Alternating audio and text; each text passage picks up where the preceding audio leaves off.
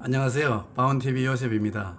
오늘은 김성수 목사님의 로마서 강해하는 거 잠깐 보내드리겠습니다. 김성수 목사님은 12년 전에 소천 돌아가셨어요. 젊은 나이에. 그렇지만 그 강의가 너무 좋기 때문에, 설교가 너무 좋기 때문에 전 세계 많은 그 사람들이 지금 영상으로 그분의 설교를 듣고 있습니다. 잠깐 여러분들에게 소개해 드리겠습니다.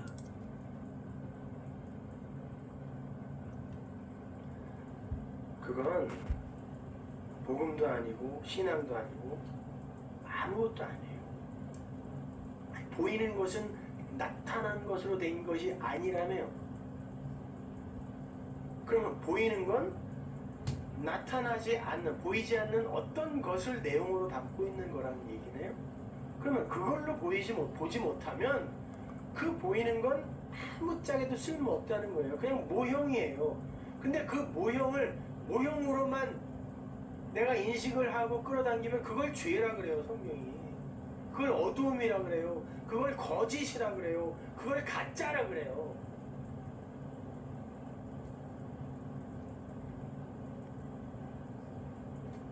그러니까 여러분도 지금 여러분이 살았다라고 하는 건 여러분 안에 계신 그리스도의 영, 그리스도, 그 진리 때문에 여러분은 산자죠.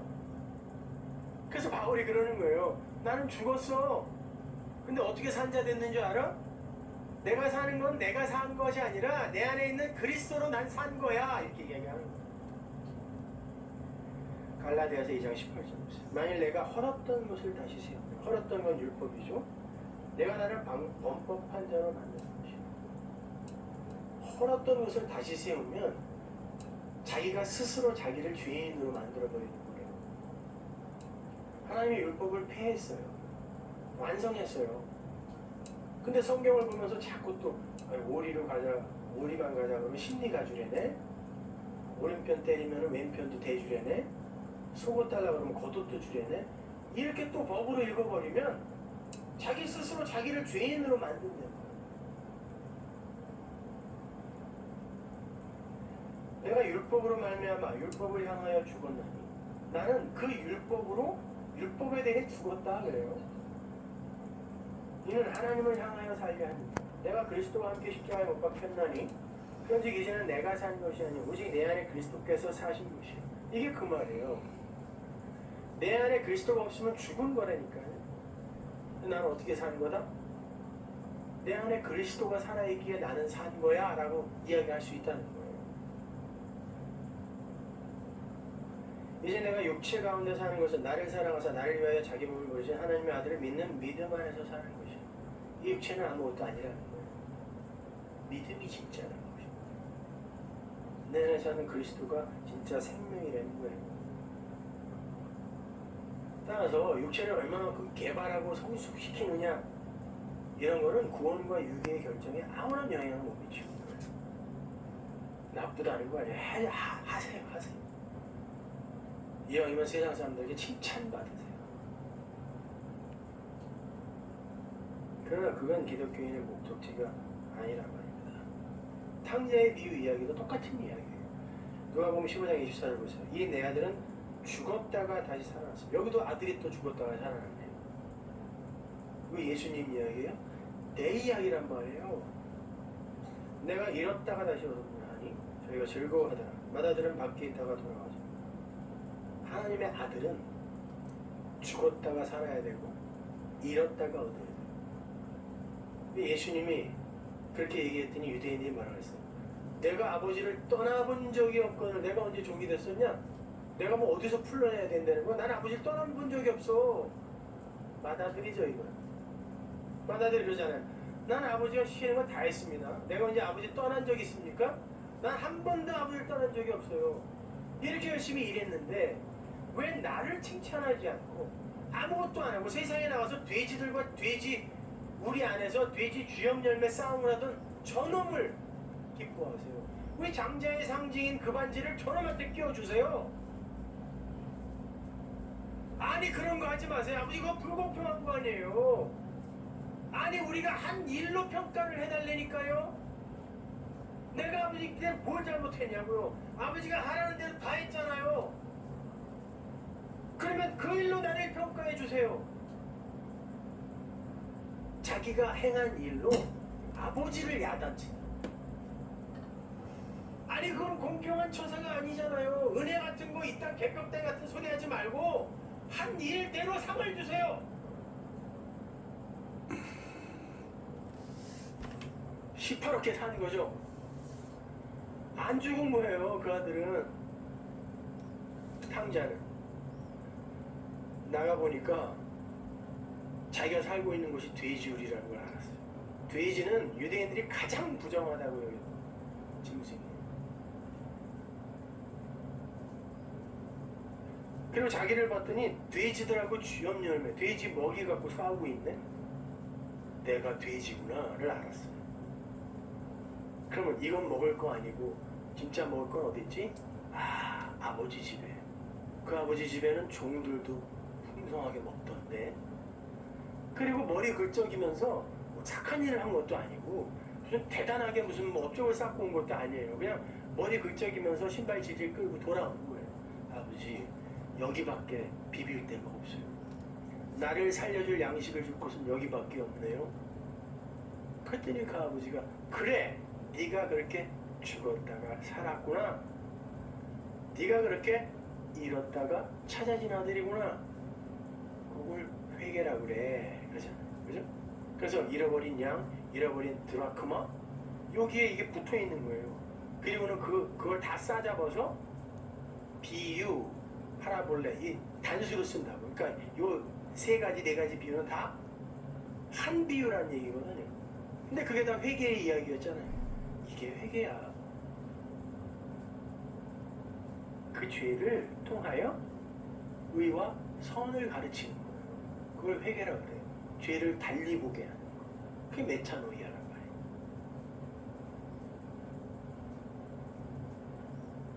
그러니까 반드시 여러분이 돼지라는 걸 아셔야 돼요. 그리고 이 세상이 돼지우리에 불과하다는 걸 알아야 돼요. 근데 그걸 아는 게 그렇게 쉽냐고요. 그러니까 우리는 그냥 하나님 앞에서 다나토스의 죽음을 죽으며 피조물의 자리로 잘 내려가면 되는 겁니다. 외롭고 힘들고 때로는 이 세상이 주는 어떤 위로나 위안이나 응원이나 이런 걸 안 주기 때문에 우울하고 힘들고 어렵기도 해요. 왜냐면 세상이 줄 수 없는 평안이거든요. 그러니까 우리는 근데 그 세상의 평안에 갈급해 있다고요. 그리고 그것만 배워왔기 때문에 그거와 다른 평안을, 에이레나를 하나님이 주는데 그게 때로는 외로움으로 감지가 되고 우울함으로 감지가 되고 힘듦으로 감지가 되고 그러는 거예요. 그래서 세상이 줄 수 없는 평안이라니까. 세상도 줄 수 있는 평안으로 그게 감지가 되면 뭔가 잘못된 겁니다.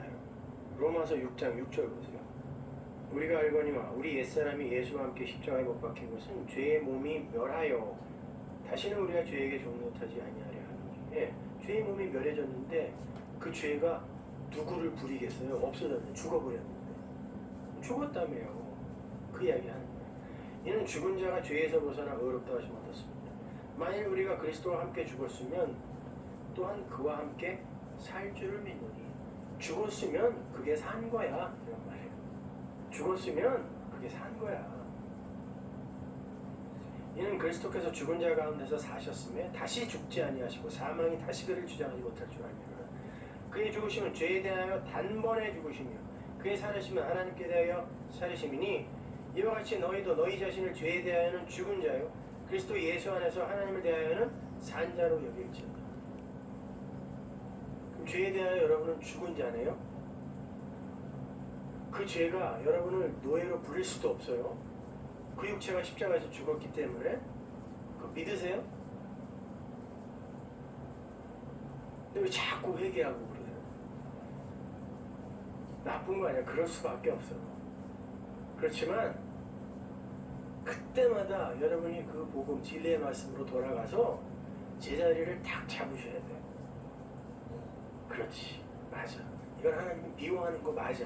그렇지만 이걸로 내가 흔들려서는 안 돼. 그렇기 때문에 예수 안에서 내가 죽은 거니까 그리로 돌아가시면 되는 겁니다. 로마서 7장 4절 보세요. 그러므로 내 형제들아 너희도 그리스도의 몸으로 말미암아 율법에 대하여 죽임을 당하였으니 이는 다른 이 곧 죽은 자 가운데서 살아나신 이에게 가서 첫 번째 남편은 율법, 그 죽으면 예수, 죽으면 다른 이 그리스도의 영, 성령이 오는 거죠. 그래서 첫째 남편은 죽고 둘째 남편으로 우리는 가야 산다 그런 거예요. 다른 이, 그 다른 이에게로 가서 우리는 하나님을 위하여 열매를 맺는다 그래요. 우리가 육신에 있을 때는 율법으로 말미암는 죄의 정욕이 우리 지체 중에 역사하여 우리로 사망을 위하여 열매를 맺게 하였더니 어떤 법이 우리를 독려하여 열매를 맺게 하잖아요. 야, 인간이 어떻게 그렇게 사니? 도덕은 이런 거고 윤리는 이런 거니까 그렇게 살면 안 되라고 어떻게 열매를 맺게 하잖아요. 진리와 무관하게. 그건 사망의 열매래요. 아무리 멋있어 보여도. 이제는 우리가 얽매였던 것에 대해 죽었으므로 율법에서 벗어났으니 이러므로 우리가 영의 새로운 것으로 섬길 것이요 의문의 묵은 것으로 아니할지라. 영의 새로운 것으로 섬기라. 우리는 우리의 것으로 이 두 마음으로 자꾸 하나님을 섬기려고 그러죠. 자꾸 뭘 섬겨드리고 뭘 해드리려고 그러고 나를 이 목숨 바치오니 이렇게 한다니까요. 근데 하나님 뭐라고 하냐면 영의 새로운 것으로 섬기래. 영의 새로운 것은 뭐? 진리의 말씀이죠. 진리의 성령. 그걸 어떻게 섬겨요? 그걸 흘려주는 게 진짜 섬김이죠. 그게 하나님의 마음을 알아들이는 거라 하나님 섬기는 거고 그게 내 이웃에게 흘려주면 그들이 그것으로 살아나니까 진짜 사랑이네 그게. 진짜 섬김이네 그게. 이 세상에서 뭐 같이 촛불 들고 나가서 데모 좀 해줘가지고 밥 몇 숟갈 더 먹게 해주고 봉급 좀 올려받게 해주고 공평하게 임대주택 얻게 해주고 해봐야 진리 전해주지 않으면 죽음 지옥인데 그게 무슨 섬김이냐. 시간 많으면 하세요. 그거 나쁜 거 아니에요. 근데 그거 전에 먼저 해야 할 거 하고 하는 진짜 섬김. 영의 새로운 것으로 섬기는 거예요. 그리고 서양 격언에 가장 이타적인 삶이 가장 이기적인 삶이 이상 김성수 목사님의 설교 일부를 보내드렸습니다. 여러분 유튜브에 들어가면은 김성수 목사님의 설교집이 약 한 300, 500개 있습니다. 한번 시간 나실 때 들어보시면은 여러분의 영혼을 아마 살찌게 할 것으로 믿습니다. 감사합니다. 안녕히 계세요. 자기를 너무 사랑해서